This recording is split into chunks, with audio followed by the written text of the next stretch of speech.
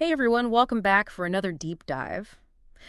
Today we're talking about something that I think impacts pretty much everyone. hmm I know I've definitely dealt with it, and that's financial stress. Oh, yeah, Yeah. absolutely. So it can feel like no matter how much money you make or what you do, there's always something that's causing financial stress.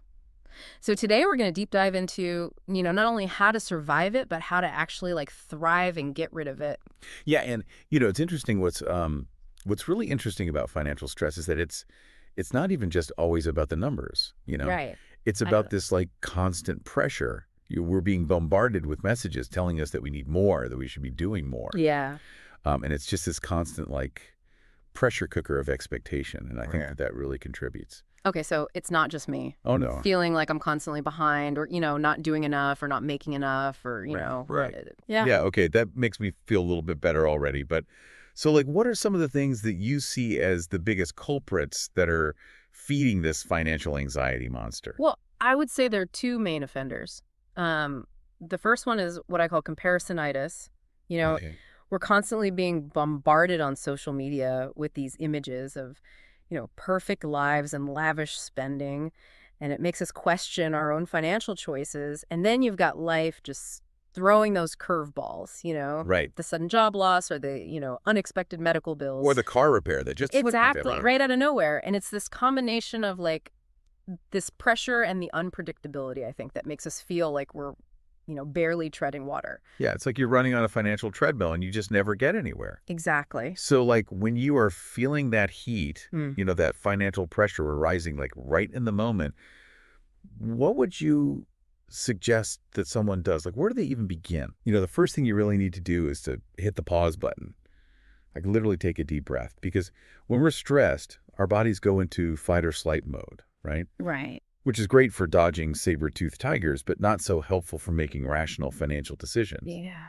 So by taking a moment to just breathe, you're giving your prefrontal cortex, the part of your brain that's responsible for planning and decision making, a chance to catch up. Okay, so it's like you're saying instead of like panicking and making like an impulsive choice, just take a time out like we used to do. That Exactly. makes When we were sense. kids. Yes. Exactly. Like timeout. Yeah. And then once you've calmed down a bit, you can start to make a plan. Yeah.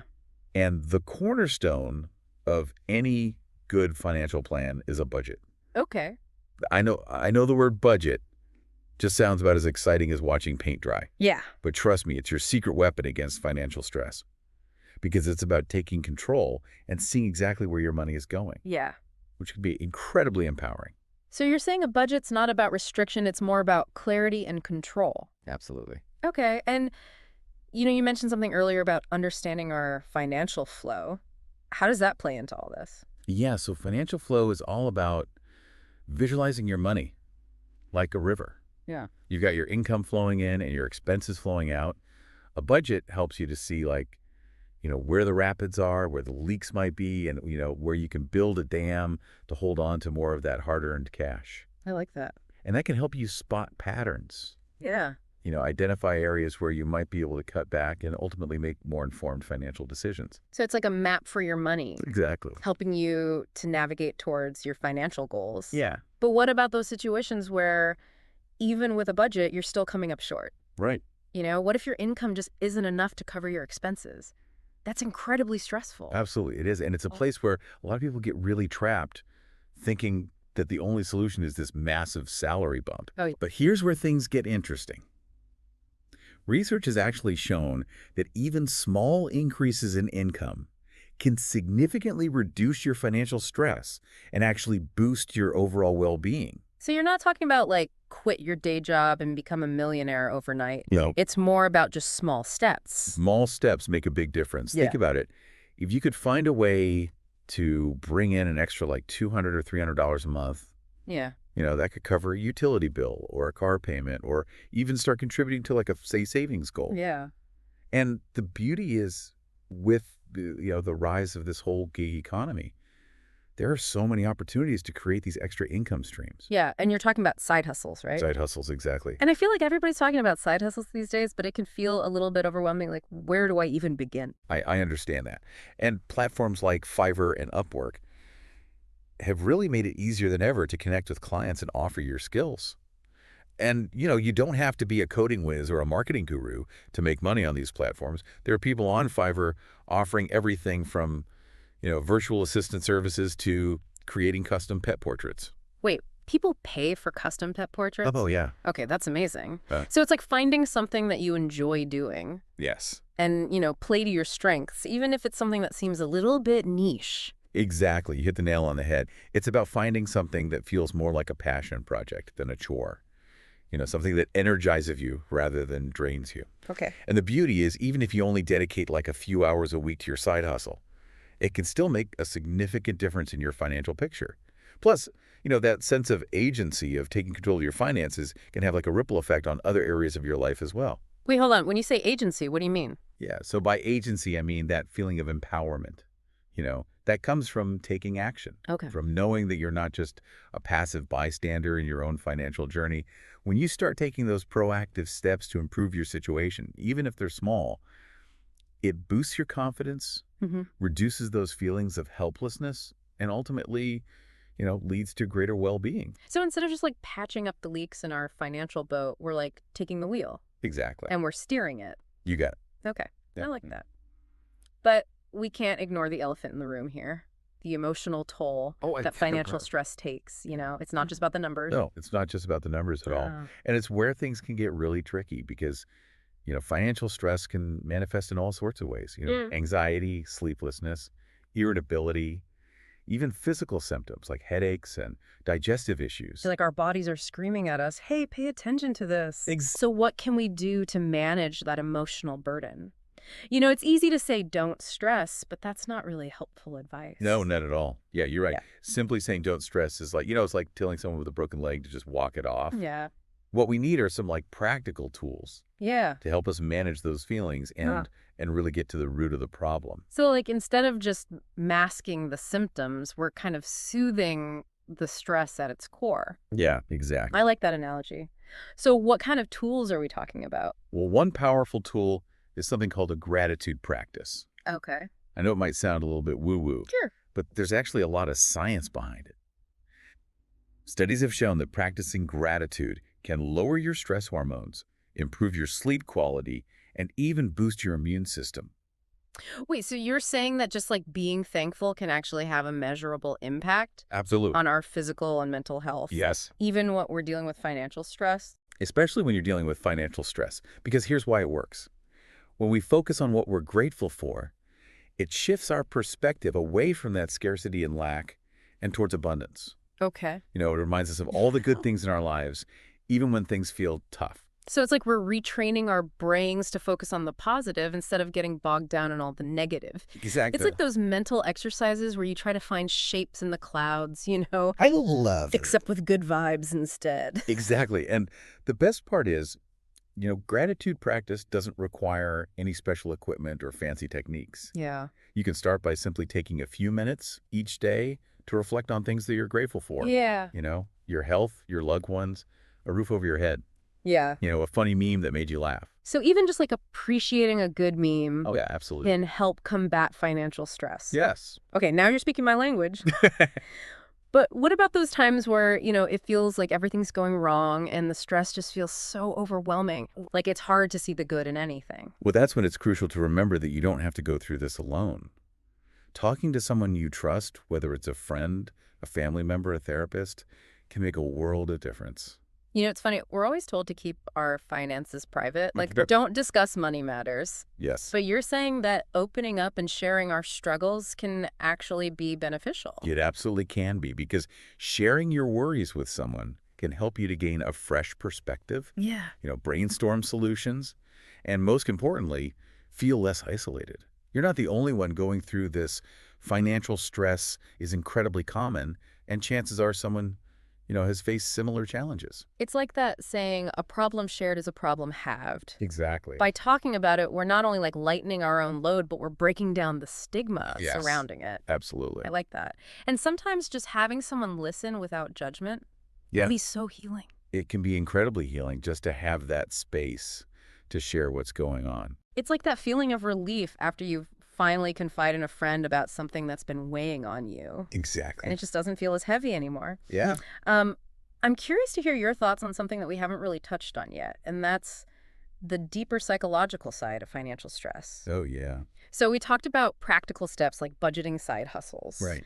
But what about those underlying beliefs that we have about money? Yes. How do those play into all of this? That's a fantastic question. And it's an area that I think often gets overlooked. You see, our beliefs about money are often formed really early in life, Okay. influenced by our family, our culture, our personal experiences.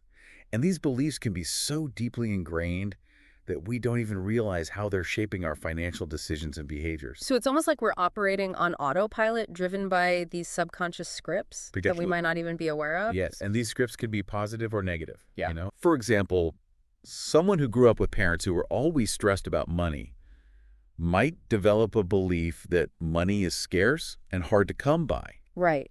And then that belief can lead to behaviors like overspending or hoarding or avoiding financial planning altogether. It's like a self-fulfilling prophecy. Exactly. If we believe that money is scarce, then we're going to act in ways that kind of sabotage Right. our financial well-being. Exactly. So how can we challenge these limiting beliefs and like rewrite the script? Well, the first step is awareness. Okay. Start by paying attention to your thoughts and feelings about money. Where do these beliefs come from? Are they serving you well? And if not, what kind of beliefs would better support your financial goals and your overall well-being?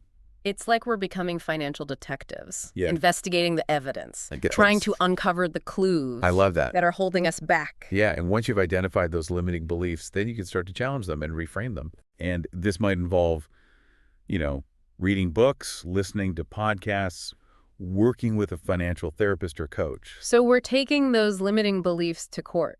Yes. We're presenting the evidence Exactly. and arguing for a more empowering perspective. Precisely. And remember, changing deeply ingrained beliefs, it takes time and effort. Sure.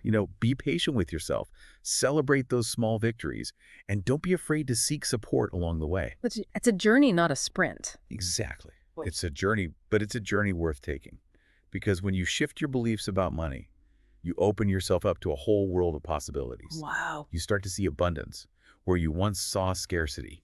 You feel more empowered to make those positive changes, and you ultimately create a more fulfilling and prosperous life. That's inspiring. But let's be real, it's deep stuff, It is deep. It's not as simple as just saying, okay, I'm going to believe that money flows to me effortlessly. Right. It takes a real shift in mindset, a willingness to challenge those deeply held assumptions. You're absolutely right. It's not about denying reality or pretending that money doesn't matter.